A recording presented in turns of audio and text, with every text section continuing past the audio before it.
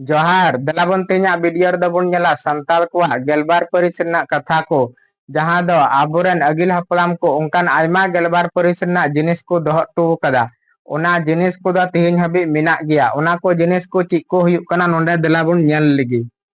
संताल संताल जाति बुन लेखा कना परिस दो हुयुक कान ताबोना गेलबार परिस माने 12 गोटांग परिस रे बुन हटिन कना संताल दो ओना गेलबार परिस यानी 12 गोटांग परिस रे जाति हटिंग मिनाआ कमी मिनाआ गाल मिनाआ आर खूंट मिनाआ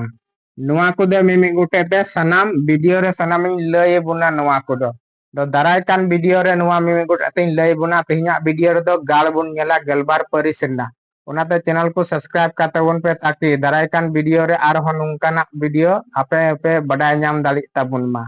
नोंडे दिलाबन तबे गेलबार परिस ना गाल को बडाय लगी ते नोंडे मोबाइल ना स्क्रीन लगावदा ताकि आपे बुझेव रे मज पे बुझेव मा से बूटा सहित पे बडाय बुझेव दालिया मा नोंडे बुन नेल नाम दालिया कना गेलबार परिस ना गाल को जैसे हंसता को आदो होइना मायनमती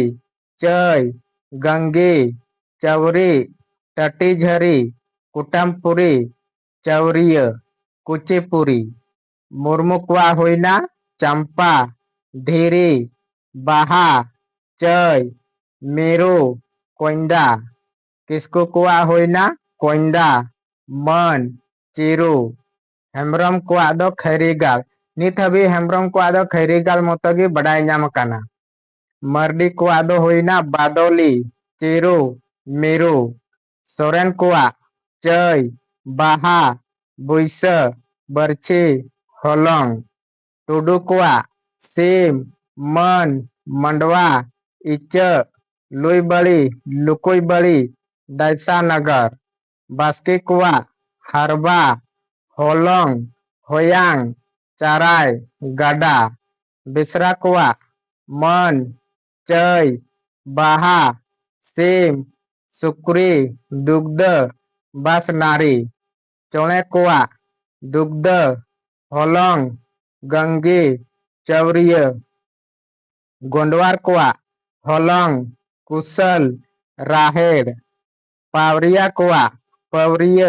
बमा होलंग निना कतेगी गेलबार परिस ना माने कम बेसी गाल मेना ताबोना जहां को आद जस्ती हिना जहां को आद कम हिना नित हबी नुंका गी बडाय नाम कान ताबोना दाराय कान वीडियो रे आर हो जति हटिना कथा कुन लय बोना ओनाते चैनल सब्सक्राइब कर ताबोन पे आर नोआरे गाल कोरे नोंडे बोन नेल नाम दाड़िया कना जहां दो आयमा गाल को नोंडे मिलक कना परिस रे नोआटा गाल रे नोआटा हिना नोआटा गाल रे उनका मिलक कना मिलव ना कारण दो नोआ कान गया जहांटा गाल रे अब मिलर बन तहे कना उर दो मिड को ले कान हना तायनम ते को अलग अलग गाल को बनाव केदा ओना इयते नोआ को जुदा जुदा गाल को नितो दो मिना ताबोना आखा जहांटा मिटन बरिया से आयमा उनका रे मिलक कान ताबोना मा तबे सनाम को जोहार दाराय कान वीडियो लगी इंतजार तबन पे।